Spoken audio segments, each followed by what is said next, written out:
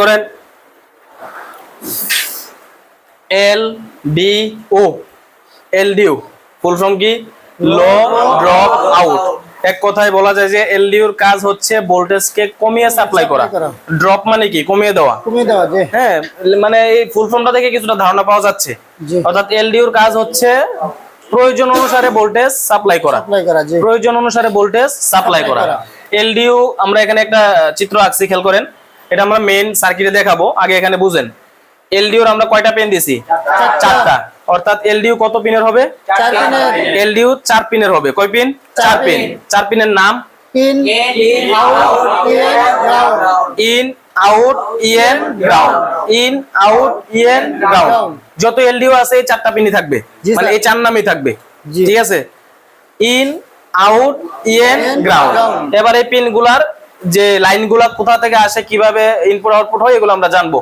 খেয়াল করি, ইন মানে কি? বি ইন আর কি বি ইন মানে ভোল্টেজ ইনপুট, আর আউট মানে বি আউট মানে ভোল্টেজ আউটপুট। মানে এদিক দিয়ে ভোল্টেজ ইনপুট হবে, এদিক দিয়ে আউটপুট হবে। তবে এরকম না যে ইনপুট হওয়ার সাথে সাথে আউটপুট হয়ে যাবে। এটা আউটপুট হওয়ার জন্য একটা কি সিগন্যাল লাগবে, যেটাকে আমরা ইএন লাইন বলতেছি আর কি, ইনেবল সিগন্যাল। ইনেবল সিগন্যাল এটা আসবে কোথা থেকে?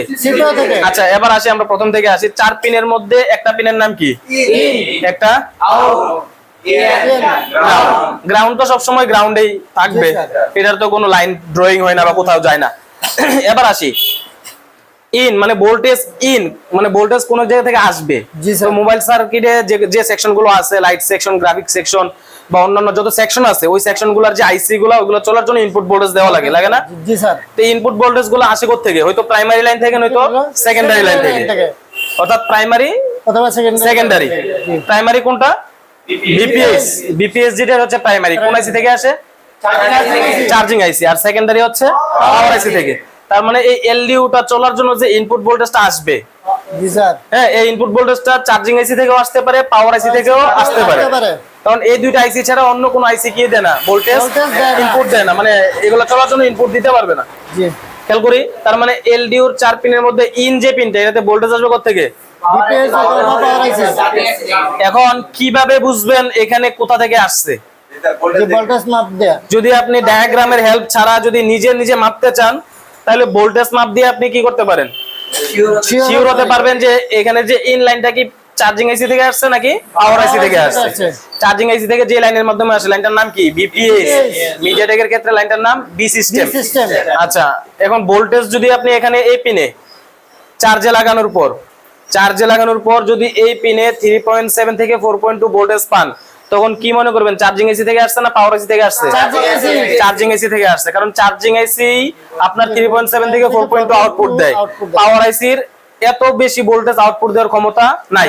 পাওয়ার আইসি সর্বোচ্চ ভোল্টেজ আউটপুট দিতে পারে 3.3। আচ্ছা, নিচের সিরিয়ালে দেখেন, আমরা দুইটাই লাগছে এখানে। যদি চার্জিং আইসি থেকে আসে, তাহলে লাইনটার নাম হবে বিপিএস পাওয়ার, আর হচ্ছে ভোল্টেজ আসবে 3.7 থেকে 4.2। আর যদি লাইনটা মানে ইন ভোল্টেজটা পাওয়ার আইসি থেকে আসে, তাহলে লাইনটার নাম থাকতে পারে ভিডিডি, বিসিসি, বিআরইজি, আরো আদার্স অন্যান্য নামে থাকতে পারে, বা বিআইইউ। আমরা তো জানি, নাম দেখে সেকেন্ডারি প্রাইমারি চিনি না এখন? জি স্যার, নাম দেখে তো চিনি। তার মানে এই নামটা দেখলে কি মনে করব? সেকেন্ডারি, পাওয়ার আইসি থেকে আসছে। আচ্ছা, সেকেন্ডারি লাইনে আপনার এই পিনের ক্ষেত্রে এরকম না যে পাওয়ার আইসি থেকে আউটপুট হওয়া ভোল্টেজের পরিমাণ 1.8 থেকে 3.3, এর নিচেও আউটপুট হয়। তবে এই লাইনের ক্ষেত্রে আপনার সর্বনিম্ন 1.8 থেকে 3.3 আউটপুট হয়ে এখানে আসতে পারে। अवेलेबल থাকে 1.8 অথবা 2.8। 3.3 একদম কমই হয়। ঠিক আছে। আচ্ছা, তার মানে ইন আসবে কোথা থেকে? চার্জিং আইসি অথবা পাওয়ার আইসি থেকে। চার্জিং আইসি থেকে আসলে 3.7, পাওয়ার আইসি থেকে আসলে 1.8 অথবা 2.8। জি। এবার ইন হওয়ার সাথে সাথে কি আউট হবে? জি না স্যার। অর্থাৎ এটা চলার জন্য ইনপুট দিবেন এবং আউটপুট লাইন আছে, কিন্তু এটা আউটপুট দিবে না বা আউটপুট করবে না যতক্ষণ না পর্যন্ত সিপিইউ থেকে এই ইনেবল সিগন্যালটা এই এলডিওর মধ্যে আসে। জি স্যার। সিপিইউ থেকে এই ইনেবল সিগন্যালটা কি হতে হবে? আসতে হবে। যখন এই ইনপুটও আসবে, আউটপুট এই ইএনও আসবে, সিগন্যালও আসবে, তখন এটা কি করবে? আউটপুট করবে। এবার এরকম যদি হয়, ইনপুটের ভোল্টেজ ঠিক আছে, ইনেবলের ভোল্টেজ এবং মান ঠিক আছে, কিন্তু আউটপুট হচ্ছে না, তাহলে কে খারাপ? এলডিও খারাপ না? এলডিও খারাপ। আচ্ছা, একটু খেয়াল করেন, এখানে কিন্তু আউটের ড্রয়িংটা আমরা দেই নাই। জি স্যার। ইন যেখান থেকে দিছি এখান থেকেই আসবে সব সময়, যেমন চার্জিং আইসি অথবা পাওয়ার আইসি। আর ইনেবলটা দেখা যায় যে সিপিইউ থেকে আসে, কিছু কিছু সময় দেখা যায় যে ইএনটা পাওয়ার আইসির সাথে যুক্ত থাকতে পারে, যেটা থেকে আসুক সমস্যা নাই। আমাদের যে লাইন ট্রেসিং এর বিষয় বা ট্রেকিং এর বিষয়, মিসিং বা শর্টের বিষয়, এখন এরকম না যে আমরা সিপিইউ থেকে আসলে মন খারাপ হয়ে থাকে, পাওয়ার আইসি থেকে খুশি হই, যে কোনো জায়গা থেকে আসুক। তবে অ্যাভেলেবল ইএনএবল লাইন আসবে বেশিরভাগই সিপিইউ থেকে। কিছু কিছু কোনো দেখা যায় যে ইএন লাইনটাতে বিটম্যাপে ক্লিক করলে এটা পাওয়ার আইসি তে দেখায়, তার মানে ইএনএবলটা দিছে কোথা থেকে? পাওয়ার আইসি থেকে দিছে।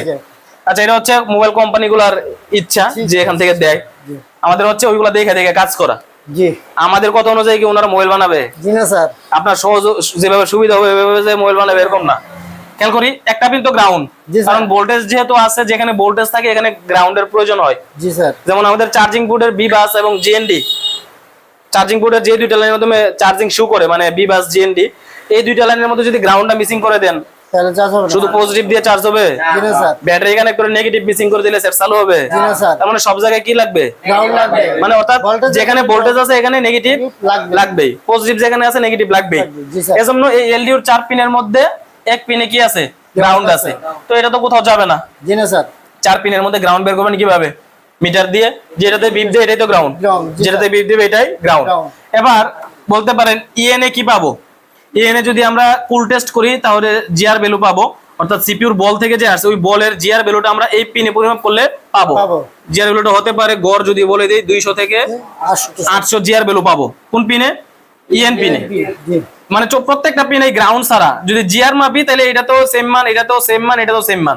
কিন্তু ভোল্টেজের ক্ষেত্রে যদি বিপিএস থেকে আসে তাহলে এখানে পাবো 3.7, আর যদি পাওয়ার আইসি থেকে আসে তাহলে 1.8 থেকে 3.3 ভোল্টেজ পাবো। জি স্যার।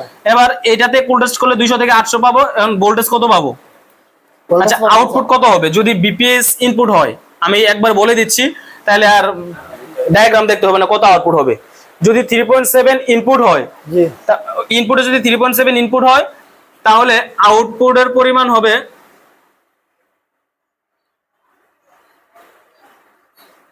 কোথায় যাবে বলতেছি। আউটপুটের পরিমাণ হবে 2.8 ভোল্টেজ থেকে 3.0 ভোল্টেজ। এটার কাজ কি কমিয়ে সাপ্লাই করো না? জি স্যার। নাকি ভাবতেছেন যে এটা 3 ঢুকছে এটা 10 করে বের করবে? জি না স্যার। এটার কামই হচ্ছে লো ড্রপ আউট, কমিয়ে সাপ্লাই করা। এলডিও কখনো বাড়িয়ে সাপ্লাই করতে পারবে না, যদি বেড়ে যায় তাহলে এলডিও খারাপ। জি স্যার। ইনপুট কত ঢুকছে? 3.7, মানে আউটপুট যদি পান 5 ভোল্টেজ তাহলে কে খারাপ? এলডিও খারাপ, এলডিও খারাপ। কখনো আউটপুটে বেশি হবে না, আউটপুটে সবসময় কি হবে? কম হবে। আউটপুটে সবসময় কম হবে। তার মানে 3.7 ইনপুট হইলে আউটপুট কত হবে? 2.8 ভোল্ট থেকে 3.0। খেয়াল করি। আর যদি এখানে খেয়াল করেন পাওয়ার আইসি থেকে যদি এসে ইনপুট হয়, মনে করেন যে কথার কথা ইনপুট হইলো 2.0 ভোল্টেজ, তাহলে অবশ্যই এখানে কই মাস সাপ্লাই হবে? জি স্যার। তখন 2.0 আউটপুট ইনপুট হইলে আউটপুট হবে মনে করেন যে 1.8 ভোল্টেজ। জি স্যার। আবার যদি এখানে মনে করেন যে আউটপুট হলো 1.8, ইনপুট হলো 1.8, তাহলে এখানে আরো কম থাকবে 1.4 অথবা 1.5, অর্থাৎ কিছুটা কম হইলেও সাপ্লাই হবে, এরকম আর কি। জি স্যার। আচ্ছা, তাহলে এবার বলতে পারেন ইএনএ কত ভোল্টেজ থাকবে? এই আউটে যত ভোল্টেজ থাকবে ইএনএ সেম ভোল্টেজটা থাকবে, যদি ভোল্টেজ মাপেন আর কি ইএনএ। জি স্যার। আউটে যা থাকবে ইএনএ কি থাকবে? তাই থাকবে।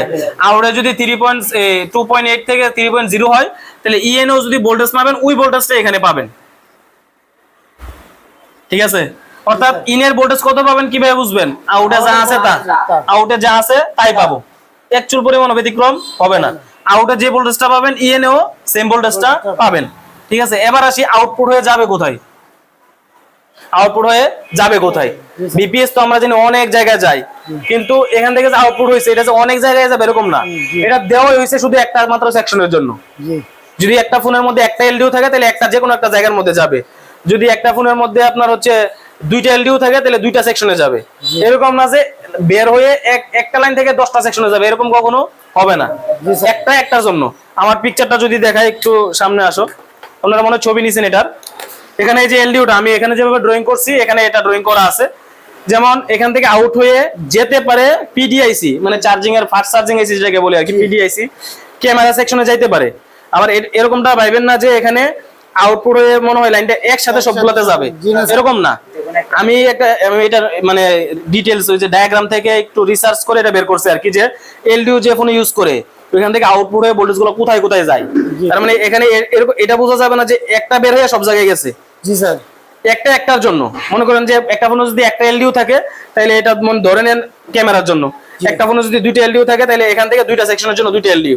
জি এখানে যে আটটা সেকশন আছে, জি তাহলে আটটা সেকশনের ভোল্টেজ যদি এলডিও দিয়ে দেয় তাহলে এলডিও থাকবে কয়টা? আটটা। আটটা। ঠিক আছে, তার মানে আউটপুট হয়ে যাইতে পারে পিডিআইসি তে, ক্যামেরাতে, সেন্সরে, টাচে, ফিঙ্গারপ্রিন্টে, ভাইব্রেটর, র‍্যাম অথবা এনএফসি আইসিতে, এই আইসি গুলাতে যাবে।